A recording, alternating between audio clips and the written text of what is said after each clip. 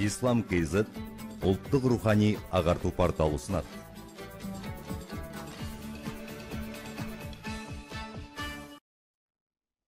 Бисмиллахир-рахманир-рахим. Бабут тәукид. Бүгінгі дәрісіміз тәукид деп аталады. Тәукид деген нығайтушы сөз деген сөз. Өзінің алдыңғы сөзінің мағынасын нығайтып, бекіту үшін қолданылады, мысалы. Соны тәукид дейміз.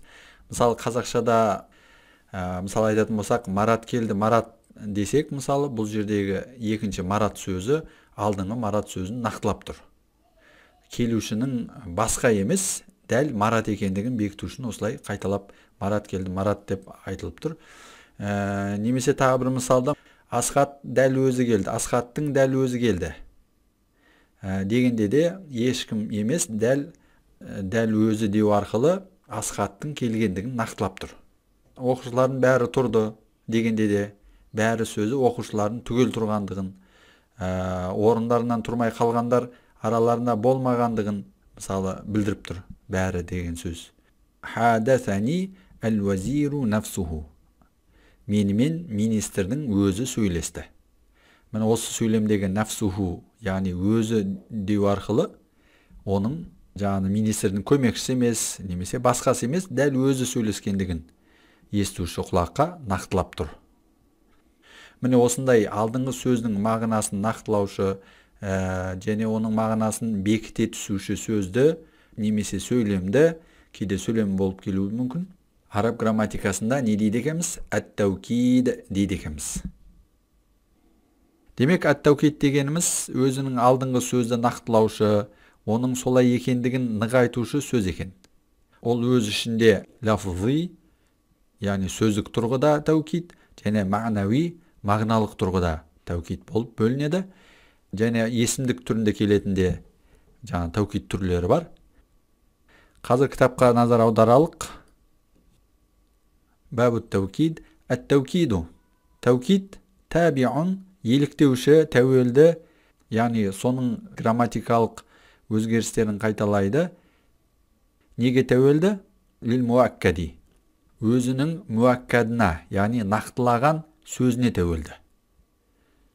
Не жөнінен тәуелді? Фи роф'айхи марфу' жөнінен. Егер ол нақтылаған сөзі егер даммал болып келсе, бұл нақтылаушы сөзде даммал болып келеді. Мысалы, жаа Мухаммадун, Мухаммадун деген сияқты. Ва насбихи, және мансуб жөнінен де тәуелді. Егер жаңағыда нақтылаған сөз фатхалы болып келсе, бұл нақтылаушы сөзде, яғни тәукид сөзде не болып келеді екен? Фатха болып келеді екен, мансуб яғни. Раайтул устаза нафсаху. Ұстаздың дәл өзін көрдім. Раайтул устаза нафсаху. Нафсаху боп фатхалы отыр. Өйткені оның алдындағы ұстаз сөзі табыс септігінде, яғни мансуб болып келіп отыр. Сондықтан да бұл да нафсаху боп фатхалы отыр. Ва хафзихи, және мажур жөнінен де тәуелді. Және мажур жөнінен де не екен? Тәуелді екен. Касра болса, нығайтушы сөзде касра болып келеді. Мысалы, министрдің өзіне хат жаздым дегенде арабша айтар болсақ, катаптур рисалата илал вазири нафсихи. Министрдің өзіне хат жаздым. Осындағы нафс сөзі нафси болып, жаңағыдай мәжрур болып келіп отыр. Себебі илал вазири, ал-вазир сөзі мәжрур болып келген. Оның тәукид нафсихи сөзі де не болды? Мәжрур болып, оның харекесін қайталады. Катаптур рисалата илал вазири нафсихи. Ва ta'рифихи деді. Яғни мағрифа күйіне де не екен? Тәуелді екен. Яғни мағрифа болса, ол нығайтушы сөзде мағрифа үкімін алады деген сөз. Мағрифа деген не еді? Мағрифа деген өткен дәрісімізде айттық, сөздің белгілі түрін айтады. Ал нәкра болса, сөздің белгісіз түрін. Араб тілінде сөздер белгілі және белгісіз болып та бөлінеді. Соны айтып отыр. Демек, нақтылаған сөзі мағрифа болып келсе, бұл да мағрифа болуы тиіс екен. Тәукид мағрифа болуы тиіс екен. Және бұл жерде тек мағрифа деп айтып өтті, яғни нәкра жөнінен тәуелді емес деген сөз. Себебі тәукид мағнауилардың бәрі мағрифа болып келеді. Олар нәкра болып келмейді. Дегенмен бұл жерде тариф, яғни мағрифаға да тәуелді болу үкімі тәукиду мағнауи түріне қатысты. Оны да айта кету керек. Ал лафзи түріне бұл тарифте тәуелді болу үкімінің қатысы жоқ. Мағнауи түрі қандай, оны қазір ғалым айтып өтеді. Ал автор бұл жерде лафзи түрін сөз етпеген, лафзи түрі жайында.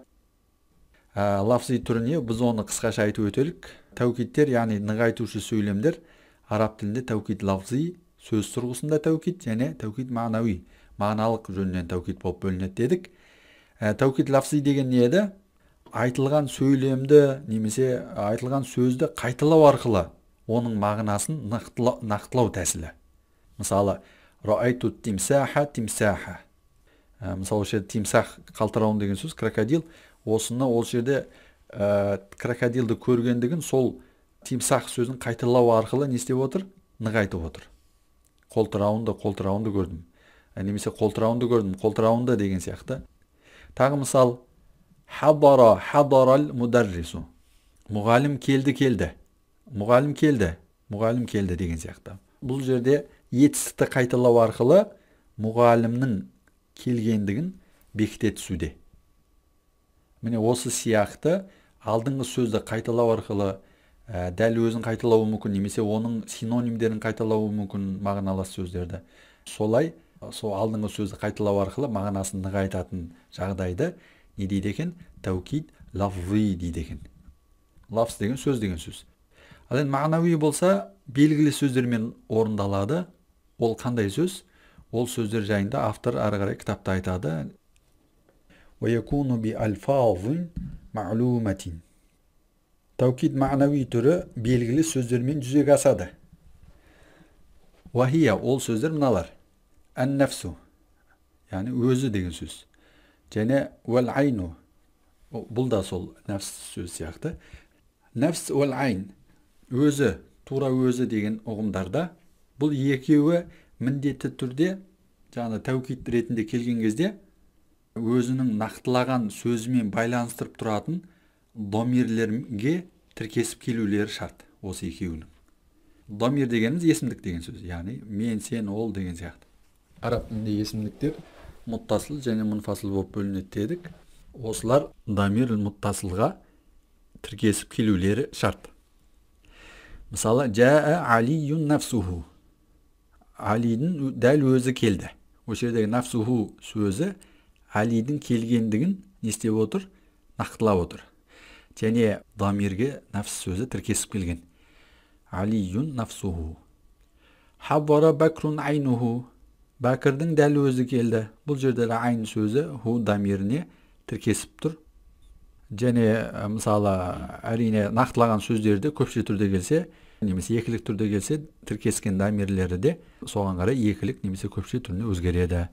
Жаар риджалу анфусухум, хабарал куттабу а'юнухум деген сияқты. Келесі, ва куллу, күл, бәрі деген сөз. Бұл да домирлерге, яғни араб тілінде есімдіктерге тіркесіп келуі тиіс.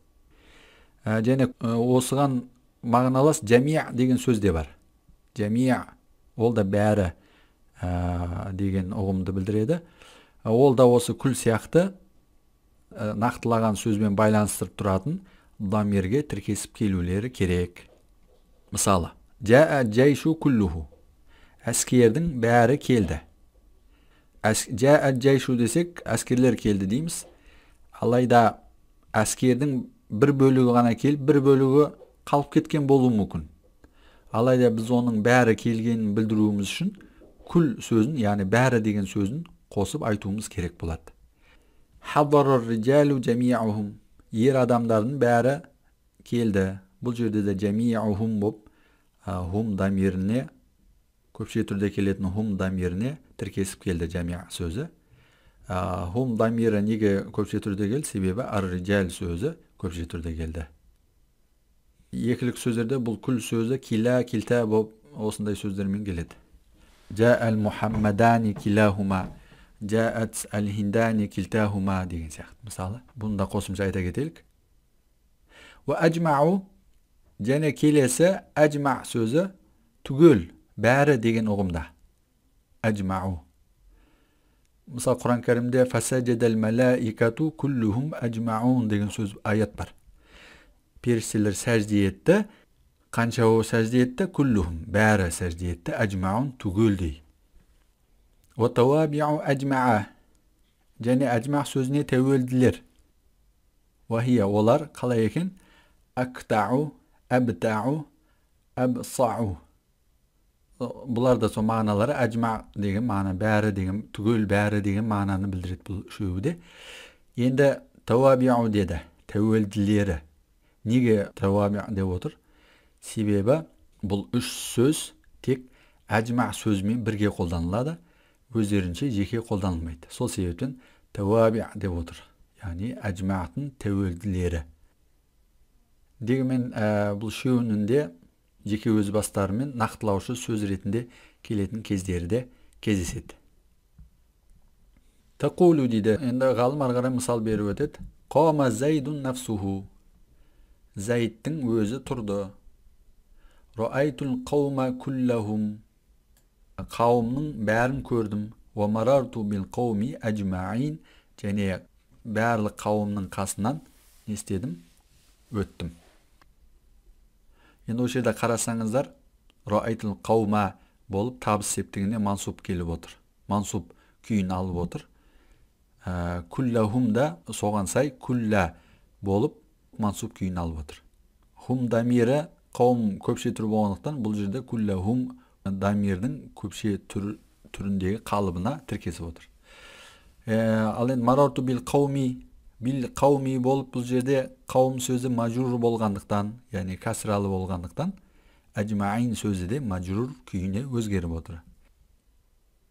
Kıskaça oslay, bunun da özündeki egri tegjeyle hükümleri var. Biz oslay negizgi hükümlerdi aytumen şekteldik.